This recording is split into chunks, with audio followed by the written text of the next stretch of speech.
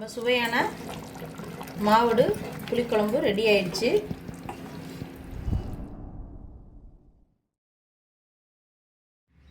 நம்ம இன்றைக்கி மாவத்தல் வெள்ளைப்பூடு இதெல்லாம் போட்டு தான் புளிக்குழம்பு வைக்க போகிறோம். அதுக்கு முன்னாடியே இப்போ நான் ஒரு 10 மாவத்தல் எடுத்திருக்கேன். இதை குழம்பு வைக்கிறதுக்கு முன்னாடியே ஒரு 10 நிமிஷத்துக்கு முன்னாடியே நம்ம சுடுதண்ணியில் ஊற வச்சுக்கணும். இது நல்லா ஊறட்டும். இப்போ நம்ம மாவத்தல் ஒரு 10 நிமிஷம் குழம்பு வைக்கிறதுக்கு முன்னாடியே ஊற வச்சுருந்தோம். இப்போ பாருங்கள் நல்லா ஊறிச்சு பாருங்கள். இப்போ இதுக்கு தேவையான பொருள் பார்த்துடலாம். இப்போ ஒரு லெமன் சைஸ் அளவுக்கு புளி எடுத்து நான் அது மாதிரி ஊற வச்சுருக்கேன் தண்ணியில். அது கூடவே சின்ன வெங்காயம் 100 கிராம் அளவுக்கு சின்ன வெங்காயம் உரித்து வச்சுருக்கேன். அதே மாதிரி 100 கிராம் அளவுக்கு வெள்ளைப்பூடு உரித்து வச்சுருக்கேன்.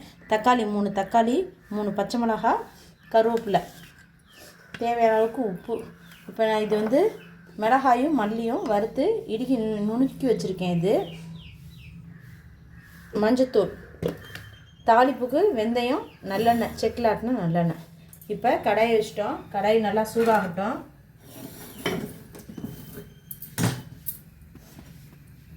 இப்போ கடாய் சூடாயிடுச்சு. நல்லெண்ணெய் சேர்த்துக்குவோம்.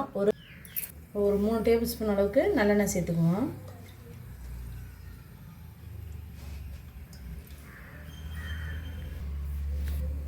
இப்போ எண்ணெய் நல்லா சூடாயிடுச்சு. ஒரு 1/2 டேபிள் ஸ்பூன் அளவுக்கு வெந்தயம் போட்டுக்குவோம். இப்போ வெந்தயம் நல்லா பொரிஞ்சு வருது. ஒரு கொத்து கருவேப்பிலை போட்டுக்குவோம்.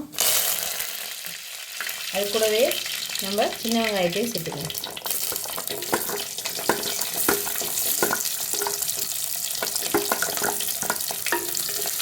சின்ன வெங்காயத்தை நல்லா கோல்டன் ப்ரௌன் கலராக வரைக்கும் கரைச்சி எடுத்துக்கணும். இந்த வெங்காயத்தோடய சேர்த்து வெள்ளைப்பூடையும் போட்டுக்கணும். ஏன்னா வெள்ளைப்பூடும் நல்லா வதங்கி வெந்து வரணும். இது ரெண்டும் நல்லா வதங்கி சீக்கிரமாக வதங்குறதுக்கு ஒரு 1/2 டேபிள் ஸ்பூன் அளவுக்கு உப்பு சேர்த்துக்கிறேன்.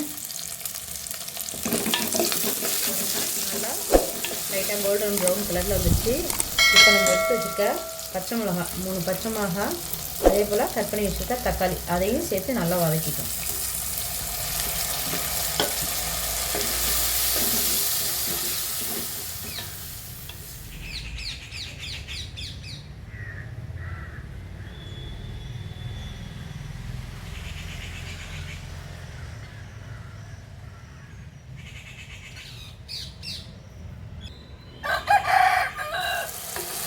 பாருங்கள் தக்காளி நல்லா வதங்கிடுச்சு.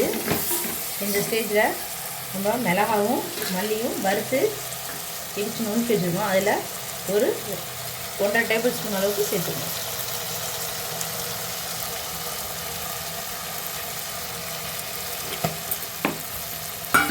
அது கூடவே ஒரு 1/2 டேபிள் ஸ்பூன் அளவுக்கு மஞ்சத்தூள். இது எல்லாத்தையும் நல்லா இந்த மசாலா வாசம் போகிற அளவுக்கு ஒரு பரட்டி வச்சுக்குவோம்.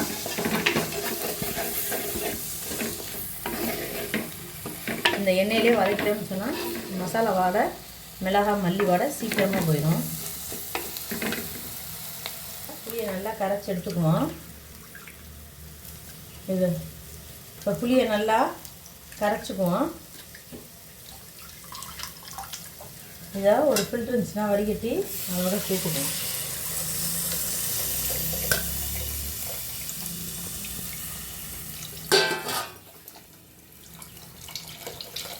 நல்லா ஒரு பரட்டி விட்டுருவோம். நம்ம வந்து தக்காளி வதங்குறதுக்கு தான் உப்பு போட்டோம். குழம்புக்கு தேவையான அளவு உப்பு போடல. இப்போ குழம்புக்கு தேவையான அளவுக்கு உப்பு சேர்த்துக்குவோம். எல்லாத்தையும் நல்லா ஒரு கிளறி விட்டு ஒரு தட்டை போட்டு மூடி வச்சுருவோம். ஒரு 10 நிமிஷம் கொதிச்சு வரட்டும்.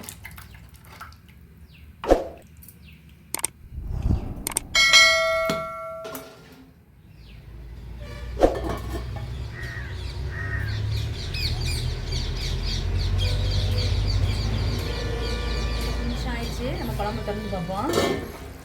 பாருங்கள் குழம்பு நல்லா வத்திச்சு. சைடில் எண்ணெயெல்லாம் நல்லா பிரிஞ்சு வந்துருச்சு பாருங்கள். இப்போ இந்த ஸ்டேஜில் நம்ம ஊற வச்சுருக்கோம் பார்த்திங்களா மாவடு, அதை நல்லா கழுவிட்டு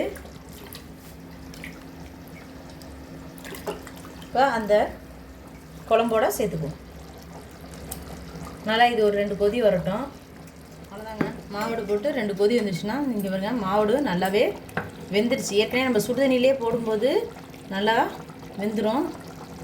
எப்படி நல்லா மாவு மாதிரி வெந்துருச்சு பாருங்க.